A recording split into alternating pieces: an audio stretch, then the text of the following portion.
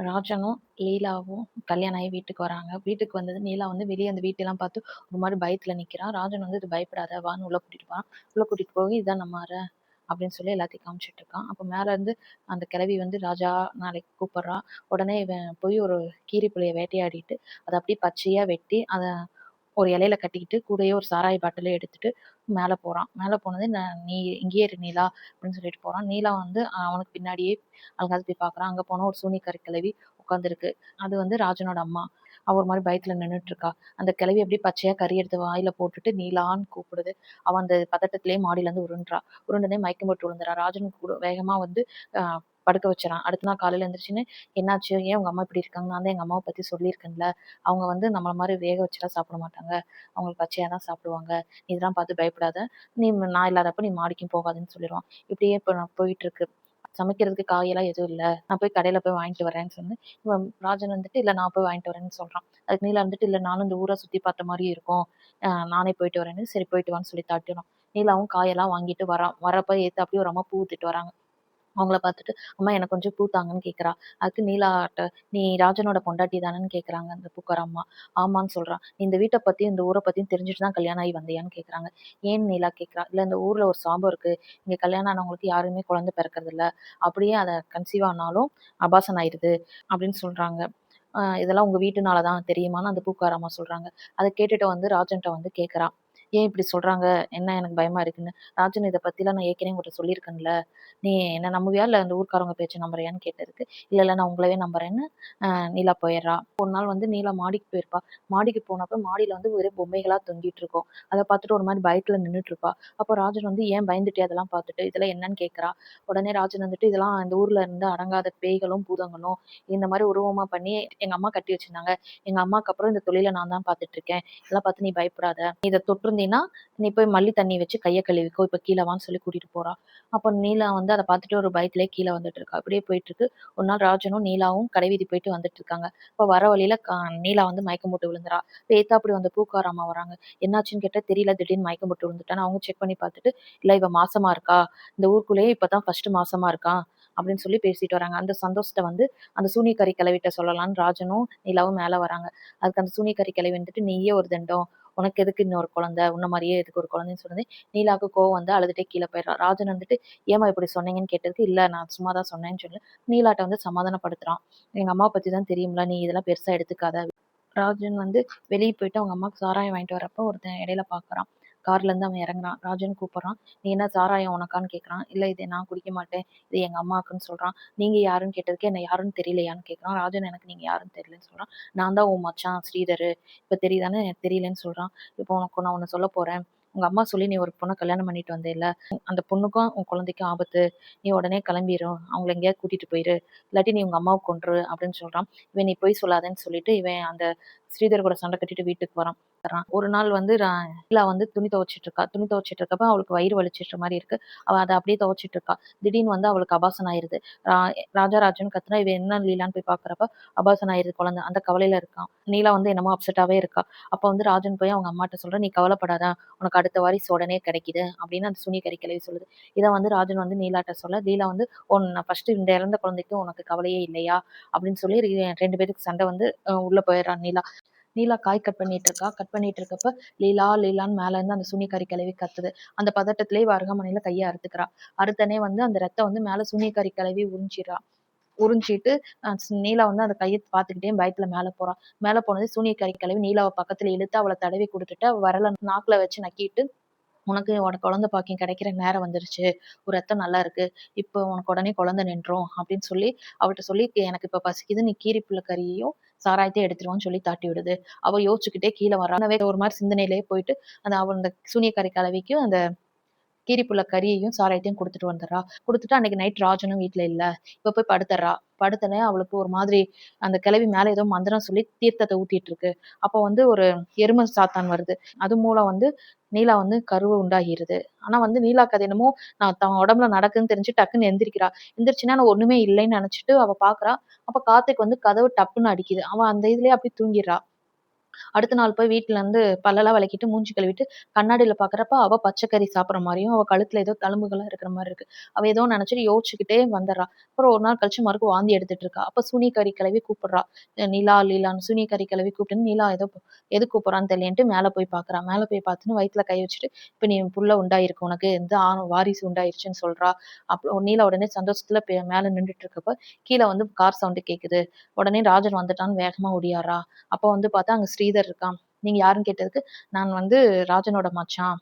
நான் ராஜன பார்க்கறதுக்காக வந்தேன். அவரு இங்க இல்லையே, அவர் பக்கத்து கிராமத்துக்கு போயிருக்காரு. வர இன்னும் ஒரு நாள் ஆகும்ன்னு சொன்னது. அப்ப நீங்க தனியாவா இருக்கேன்னு கேட்டதுதான். ஆமா, ஏன் கேட்கிறீங்கன்னு, இல்ல நீ புள்ளத்தாச்சி தானேன்னு. அது எப்படி உங்களுக்கு தெரியும்னு, எனக்கு தெரியும். அப்ப பேசிட்டு இருக்கப்ப எரும மாடு வந்து கத்திக்கிட்டு இருக்கு. உடனே வந்து ஸ்ரீதர் இப்ப எனக்கு கிளம்ப வேண்டிய டைம் வந்துருச்சு. நீயும் இங்க இருக்காத. நீ இங்க இருந்தீன்னா உனக்கும் உன் குழந்தைக்கும் ஆபத்து. நீயும் உடனே இங்கிருந்து கிளம்பிரு. சொல்லிட்டு இருக்கப்ப, ஏன் போறீங்கன்னு, இல்ல எனக்கு குடுத்த நேரம் முடிஞ்சிருச்சு. நான் கிளம்புறேன் அப்படின்னு சொல்லிட்டு ஸ்ரீதர் இங்கிருந்து கிளம்பிடுறான். ராஜன் வரான். நான் மாசமா இருக்கேன்னு சொல்லி லீலா வந்து கை வச்சு காட்டுறா. உடனே 2 பேரும் ரொம்ப சந்தோஷப்படுறாங்க. அப்ப மேல போய் ஆசீர்வாதம் வாங்குறாங்க. இப்போ உனக்கு சந்தோஷம் தானேன்னு சொல்லி சூனியக்காரி கிழவி ராஜன பார்த்து கேட்குது. சந்தோஷம் தான்னு சொல்லிட்டு இருக்காங்க. 2 பேர் பேசிட்டு இருக்கு. இப்படியே நாட்கள் ஆகுது. அவளுக்கும் டெலிவரிக்கு நேரம் வந்துருச்சு. அப்ப வந்து திடீர்னு ஒரு நாள் நைட்டு பயங்கர மழை பெய்யுது. லீலா வந்து பிரசவ வலியால துடிக்கிறா. என்ன பண்றதுன்னு ராஜனுக்கு தெரியல. பயப்படாத நீலா, நான் போய் மருத்துவ பாட்டிய கூட்டிட்டு வந்துர்றேன். நீ தைரியமா இருன்னு சொல்லி நீலாட்ட சொல்லிட்டு ராஜன் போறான். வெளிய பயங்கரமா மழை கொட்டுது.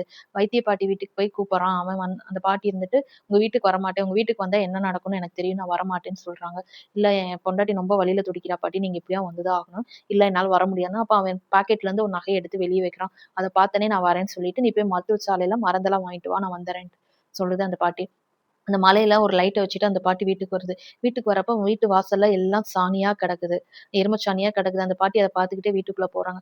வீட்டுக்குள்ள போனதே நீலா பிரசவ வலியில கத்துறது எரும மாடு கத்துற மாரியே சவுண்ட்ல கத்திக்கிட்டே இருக்கா. அப்பயே அந்த பாட்டிக்கு இங்க ஏதோ தப்பா நடக்குதுன்னு தெரிஞ்சுக்கிட்டு, இங்கிருந்து நம்ம கிளம்பிடலான்னு போறப்ப டப்பு சாத்தான் வந்து கதவ அடைச்சிருது. கதவ அடைச்சுன்னு அந்த பாட்டி அதுக்கப்புறம் என்னாச்சுன்னே தெரியல. அப்ப ராஜன் வராங்க. ராஜன் வந்து பார்க்கறப்ப அந்த நீலா வந்து தரையில அப்படியே ரத்த வெள்ளத்துல கிடக்குற குழந்தைய காணோம். என்னாச்சுன்னு போய் மேல பார்க்கறப்ப அந்த சூனியக்காரி கிழவி வந்து என் குழந்தை நீதான், என் குழந்தை பிறந்துட்டேன்னு சொல்லி தொப்புள் கொடியோட வச்சு கொஞ்சிட்டு இருக்கு. ராஜன் அத ஒரு மாரி அவன் மனச பாதிச்சிருச்சு. என்னமோ இங்க தப்பு நடந்திருக்குன்னு அப்பயே ராஜன் புரிஞ்சுகிட்டு வந்துடுறான். அடுத்த நாள் அப்படியே நாட்கள் போகுது. ஒண்ணு ராஜா வந்து பச்சை கறியெல்லாம் வெட்டி வச்சுட்டு, சாராயத்தையும் எடுத்து வச்சுட்டு வெளிய போய் குடிச்சிட்டு இருப்பான். அப்ப வந்து அந்த ஸ்ரீகுட்டி வந்து அந்த கறிய எப்படியாவது சாப்பிட்றணும்னு மோந்து பார்த்துட்டு, அத டேஸ்ட்டுக்காக நின்னுட்டு இருப்பான். அத வந்து ராஜன் வந்து பின்னாடி ஜன்னல் வழியா பார்த்துருவான். அத பார்த்தோனே அவனுக்கு இன்னும் ஒரு மாரி ஆயி, அப்படியே குடிச்சு அப்படியே முழுந்துருவான். அப்புறம் ராஜன் வந்து அப்படியே படுத்திருக்கானா, உடனே வந்து ஸ்ரீகுட்டி வெளிய யாராவது இருக்காங்களான்னு எட்டி பார்க்குறான். அப்ப வந்து அவங்க அம்மா விறகு எடுக்கறதுக்காக காட்டுக்குள்ள போயிட்டாங்க. அப்ப அந்த கறிய எடுத்து பார்த்துக்கிட்டே, அப்ப வந்து ராஜா, ராஜான்னு அந்த சூனியக்காரி கிளவி கூட்டிருந்து இந்த தாட்டி வந்து கறி எடுத்துட்டு ஸ்ரீகுட்டியே மேல போறான். ஸ்ரீகுட்டி மேல போனதே, அந்த சூனியக்காரி "நீ வந்துட்டியா என் செல்ல பையன்" கொஞ்சிட்டு இருக்கான். கொஞ்சிட்டு ஸ்ரீகுட்டியும் அந்த கிழவியும் விளையாண்டுட்டு இருக்காங்க. அப்புறம் லீலா வந்து "ஸ்ரீகுட்டி இப்ப நீ கீழ வர்றியா இல்லையான்னு" கத்துனது அவன் பதட்டத்துல கறியையும் அத போட்டுட்டு ஒடியாந்துறான். கீழ வந்து லீலா திட்டுறா, "நீ மேல எல்லாம் போகக்கூடாது நான் சொல்லியிருக்கேன்லன்னு" சொல்லிட்டு. அப்ப வந்து குளிச்சுட்டு அவ வேலைக்காக போறப்ப ஸ்ரீகுட்டி என்ன பண்ணிட்டான், ஊருக்குள்ள விளையாடுறதுக்காக போயிட்டான். அங்க 4, 5 பசங்க எல்லாம் சேர்ந்து விளையாண்டுட்டு இருக்கப்போ, ஸ்ரீகுட்டிக்கும் அந்த பசங்களுக்கும் சண்டை வந்துருது. சண்டை வந்ததே அந்த பசங்கள ஸ்ரீகுட்டி அடிக்க, அப்ப வந்து ஸ்ரீகுட்டி கண்ணெல்லாம் எரும மாடு கண்ணு மாரி மாறுது. அத பார்த்து பசங்க, "இவன் கண்ண பார்த்தியா? எரும மாடு கண்ணு மாரி ஆகுது" அப்படின்னு சொல்லிட்டு இருக்கு. அங்க இருக்க ஒரு பையனோட அம்மா வந்துட்டு, "டேய் உங்கள எல்லாம் இங்க வரக்கூடாதுன்னு சொல்லியிருக்கேன்லன்னு" அந்த பையன புடிச்சு அடிக்கிறாங்க. அப்ப ஸ்ரீகுட்டி அந்த அம்மா பக்கத்துல போறான். அந்த அம்மா வந்து கர்ப்பமா இருக்காங்க. அப்ப போய் ஸ்ரீகுட்டி அந்த அம்மா வயித்துல கை வச்சுனே அந்த கரு கலைஞ்சிருது. அதனால வந்து அந்த பையனோட அப்பா வந்து கோவப்பட்டு ஸ்ரீகுட்டிய வந்து என்ன ஏதாவது பண்ணணும்ன்ட்டு ஊருக்குள்ள எல்லாத்தையும் கூட்டிட்டு வராங்க. அப்போ ராஜன் அப்பதான் அந்த டைம்ல அங்கிருந்து வரான். வரப்ப எல்லாரும் ராஜன வந்து மடக்கி, "இனிமேல் உன் பையன் ஊருக்குள்ள வந்து விளையாடக்கூடாது. அப்படி இல்லாட்டி இன்னையோட நீங்க இந்த ஊர விட்டு காலி பண்ணிடுன்னு" விரட்டுறாங்க. ராஜன் வந்து அவன் மச்சான் ஸ்ரீதர பார்க்க போறான். அப்போ வந்து ஸ்ரீதர் இப்பதான் என்ன பார்க்கறதுக்கு நேரம் வந்துச்சா? நீ அம்மா அம்மான்னு நினைச்சிட்டு இருக்கிறதே அது உங்க அம்மா இல்ல. உங்க அம்மா வந்து உன் 18 வயசுலயே இறந்துட்டா. நீ நினைச்சிட்டு இருக்கிறது உங்க அம்மானால உருவாக்கப்பட்ட ஒரு ராட்சசன். நீலா வந்து எதுக்கும் நீயா கல்யாணம் பண்ணியிருக்க மாட்ட. உங்க அம்மா தான் நீலாவ கல்யாணம் பண்ணுன்னு சொல்லி தாட்டி விட்டுருப்பா. ஏன்னா நீலா வந்து ஒரு தெய்வ கணம். அந்த கணத்துல பிறந்த ஒருத்தினால தான் ஒரு சாத்தானோட குழந்தைய உருவாக்க முடியும். அதனால நீலாவ கருவியாக்க உங்க அம்மா வந்து நீலாவ கல்யாணம் பண்ண சொன்னது. இப்ப வந்து உனக்கு பிறந்திருக்கே ஸ்ரீகுட்டி. அதுவும் வந்து உன் குழந்தை இல்ல. அது ஒரு சாத்தான் குழந்தை. அவனுக்கு நாளையோட 11 வயசு ஆகுதா? அவன் நாளைக்கோட முழு சாத்தானா மாறிருவான். உன்னால தான் உங்க அம்மாவையும் கொல்ல முடியும். ஸ்ரீ குட்டியும் கொல்ல முடியும்ன்னு சொன்னது. ராஜனுக்கு ஒண்ணுமே புரியல. என்னடா பண்றதுன்ட்டு. அப்ப அந்த இதுலயே வந்து வீட்டுக்கு வரான். வீட்டுக்கு வந்தது ராஜா, ராஜான்னு அந்த கிழவி மறுக்க கத்துது. இவன் அந்த இதுலயே வந்து கீரி புள்ள கறியையும், சாராயத்தையும் எடுத்துட்டு மேல போறான். போனது நீ அந்த கிழவி உள்ள போனது நீ ஸ்ரீதர பார்த்துட்டீல எல்லாமே சொல்லிட்டான்லன்னு அந்த கிழவி கேட்குது. ராஜன் ஒண்ணுமே சொல்லல. அப்ப வந்து ஸ்ரீகுட்டி என் பையனா என்ன உன் பையனான்னு கேட்டதுக்கு ஸ்ரீகுட்டி என் பையன்தான், உனக்கும் பையன்தான், நீ இப்ப சந்தோஷமா தானே இருக்க, அப்புறம் என்ன, இப்ப என் குழந்தையை கொன்னது நீதானான்னு கேட்டா, ஆமா நான் தான், அதுக்கு பொதுவா தான் இப்ப ஸ்ரீகுட்டி இருக்கான்ல, நீ சந்தோஷமா இரு அப்படின்னு சொன்னது. இவன் அப்படியே தலையை நீவி கொடுத்துக்கிட்டே இருக்கான். தலையை நீவி கொடுத்துட்டு டக்குன்னு அந்த கிழவி வந்து அந்த கறிய தின்னு வாயில போட்டு மென்னுட்டு இருக்கு. அப்படியே அவன் அந்த முடிய வச்சு கழுத்த நெரிச்சு கொன்றான். டக்குன்னு ஸ்ரீகுட்டி முழிச்சு பார்க்குறான். அது கனவு மாரி இருக்கு. அந்த பயத்திலேயே ஸ்ரீகுட்டி மேல போய் பார்க்குறான். அந்த கிழவி செத்து கிடக்குது. கூட லீலாவோட தங்கச்சிங்க 2 பேரும் பொணத்துக்கு வந்து என்னென்ன சடங்கு பண்ணணுமோ பண்ணிட்டு இருக்காங்க. வெளிய பார்த்தா ராஜனும், லீலாவோட அப்பாவும் அந்த எரிக்கிறதுக்காக அந்த வேலையெல்லாம் பார்த்துட்டு இருக்காங்க.